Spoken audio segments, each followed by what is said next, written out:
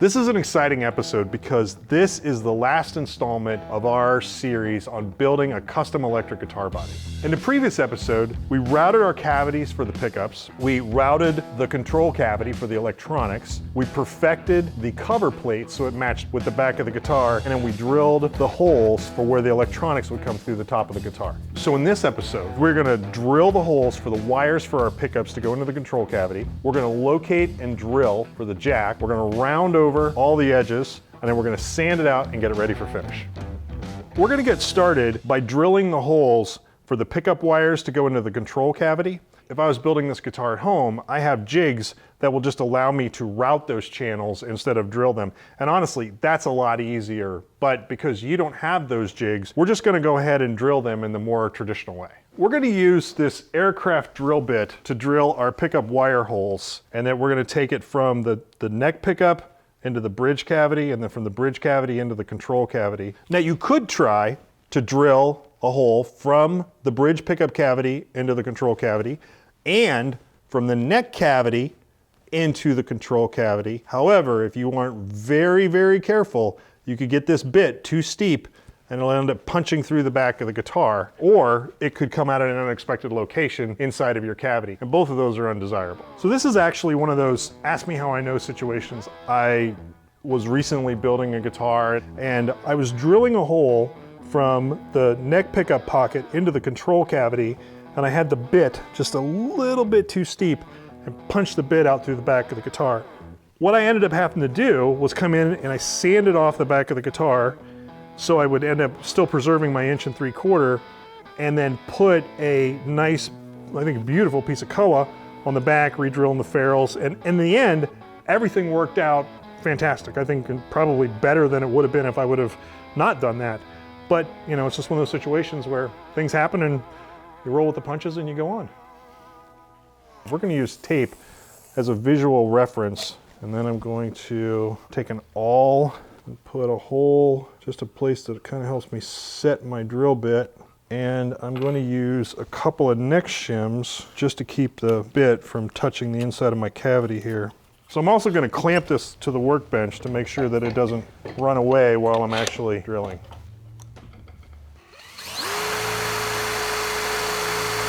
Drill backwards first, just to keep the bit from skating around.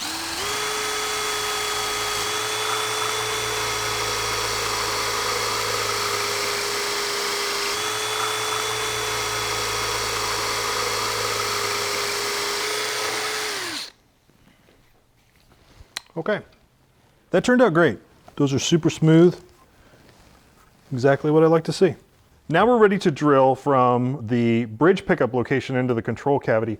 But before we do that, when we drilled this hole right here, you have to be a little bit careful about blowout. When the bit comes through the wood on the bottom side, it often knocks the fibers out from the edges. Now in this particular case, I got lucky because I have a brand new bit, and we're going through end grain where that's not quite as prominent. But as you go through side grain, like what we're gonna get as we go into the control cavity, that happens a lot more frequently. So what we're gonna do is that we're gonna take these plugs that I made up, and we're gonna put them into the control cavity. And that way when we drill, that when the bit comes through, it'll be going into wood, it'll hold all those fibers nice and tight together, and we won't end up with that blowout, and it'll look much cleaner and much nicer.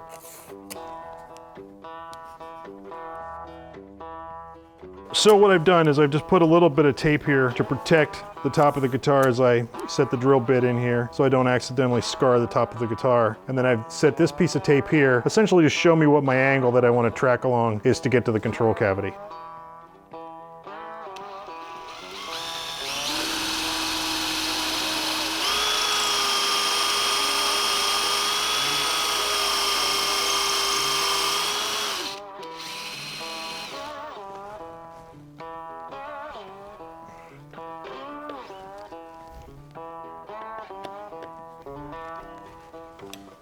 That looks real nice. There's a little tiny bit right here, but that'll get all covered up later when we put the shielding paint in. Let's see how the wire will actually fit through these holes. Okay. Plenty of room. Everything fits nice. So we're not done drilling just yet. We need to drill a hole for the ground wire. And to do that, we're gonna get our old friend, our bridge, and we're just gonna trace around it lightly, just so we get to see the footprint of the bridge. Now I want that ground wire to be right underneath of this part. I don't want it to be down by the screw holes, about right there. And then we're gonna drill a hole between here and inside of our pickup cavity. We're gonna start by drilling just a little hole down so our bit won't skate all over the top.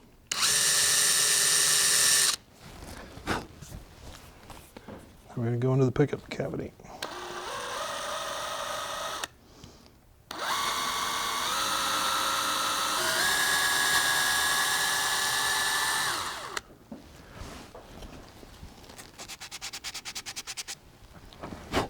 Okay, that looks good. Okay, moving on. So now we're going to mark for the location of our jack.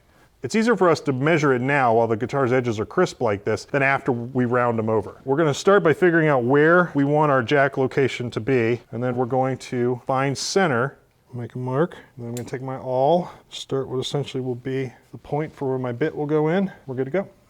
Now, before we drill, I like to round over the edges of the body first because the bit that we're gonna do the round over with has a bearing on it, and there is a chance that that bearing could fall into the hole that we drill here. And if that happens, we're gonna take a divot out of the top of the guitar. That'll ruin your day. This is another ask me how I know situation. To round over the edges, we're gonna use this 3/16 inch round over bit in a laminate trimmer. We start at the peaks and roll into the valleys and do that all the way around the guitar.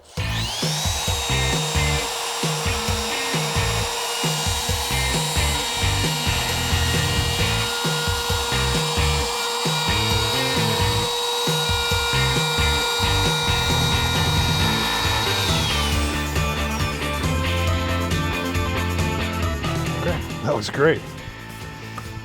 Okay, now we gotta do the back.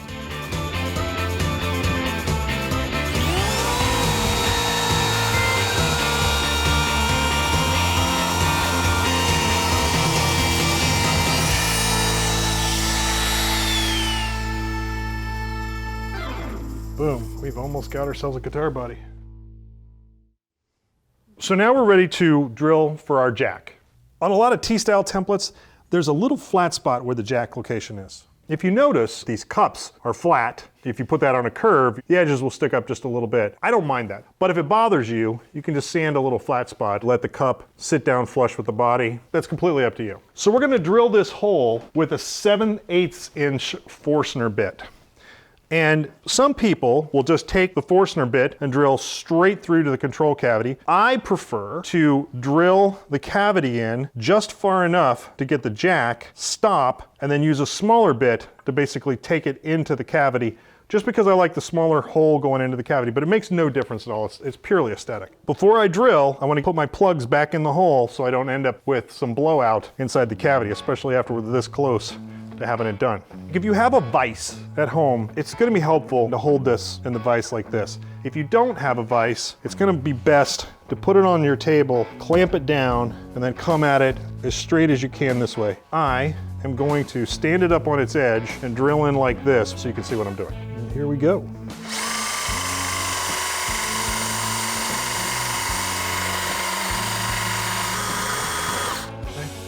And we're gonna go the rest of the way in with our smaller 3/8 inch drill bit.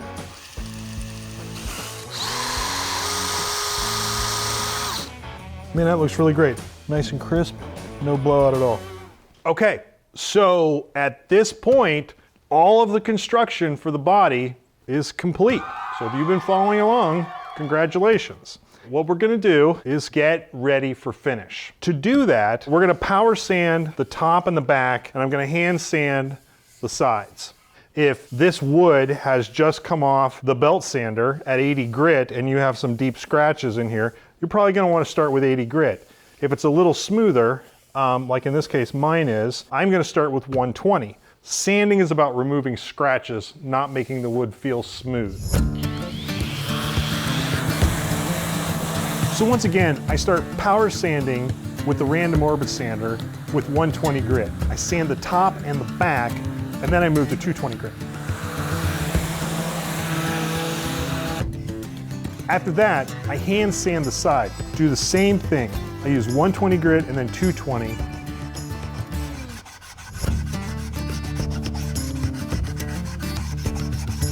I'll use a selection of different cauls to get all the tight areas around the horn and near the neck.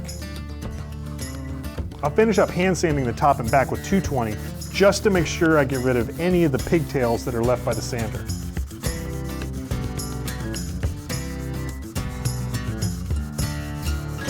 Man, we are really looking good here. And with the prep sanding done, the guitar body is now officially complete and we're ready to begin the finishing process. Now, when it comes to finishing, there's a lot of options, right? We've got an aerosol finishing series that shows you step by step how do you do a very traditional gloss, aerosol, nitro type of finish. We're gonna do an oil finish. It's gonna really let the beauty of the wood come through. We're gonna cover the oil finishing in an upcoming series, but let's not get too far ahead of ourselves. We've only built half a guitar at this point. So you could just slap a replacement neck on this. You could take a neck from maybe your favorite guitar, put it on that. That would work great. Or what we're gonna do in the next part of the series is we're gonna build a custom neck. That really gives you a lot of opportunities to go in and really build the guitar the way you want it. You get the neck profile the way you want, use the materials that you want. For a lot of new builders, building a neck is super intimidating. But I gotta tell you that it really is a very manageable process and you can do it. Stay tuned for that. It's gonna be a lot of fun. And thank you so much for joining us. We'll see you real soon.